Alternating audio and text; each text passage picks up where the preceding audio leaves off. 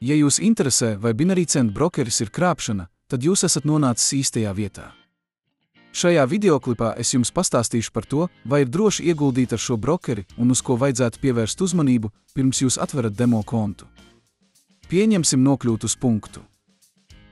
Binary centu nav valdības licences, jo tas darbojas tikai valstīs, kurās šāds certifikāts nav nepieciešams.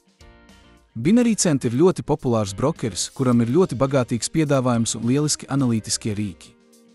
Binary centu nav spam. Ja vēlaties atvērt kontu ar šo brokeri, tad saite ir šī video aprakstā. Un, ja jūs meklējat brokeri, kas ir certificēts, tad aprakstā atradīsiet arī alternatīvu brokeri. Lai atvērtu demo kontu, dodieties uz brokera tīmekļa vietni, kuru atradīsiet šī video aprakstā. Ja atvērsiet kontu, izmantojot mūsu saiti, jūs saņemsiet piekļuvi bezmaksas demo kontam un papildu depozīta bonusu. Ekrāna augšējā labajā stūrī nospiediet pogu un ievadiet savu e-pasta adresi un paroli. Pēc tam apstipriniet savu reģistrāciju, un viss ir izdarīts. Pēc brīža jūs tiksiet pārcelts uz tirdzniecības platformu, kur bez riska varēsiet pārbaudīt savas stratēģijas. Šeit jūs atradīsiet tirdzniecības konfiguratoru, kas ļauj mainīt derīguma termiņu, ieguldījumu lielumu un virzienu. Ja jūs domājat, ka tuvākajā laikā cena pieaugs, tad nospiediet zaļo pogu. Un, ja jūs domājat, ka cena samazināsies, nospiediet sarkano pogu.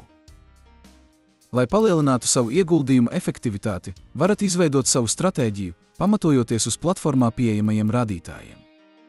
Šeit jūs varat izvēlēties no daudziem pieejamajiem rādītājiem, kurus varat neierobežoti konfigurēt. Pirms veicat savu pirmo depozītu, es iesaku pārbaudīt stratēģiju demo kontā.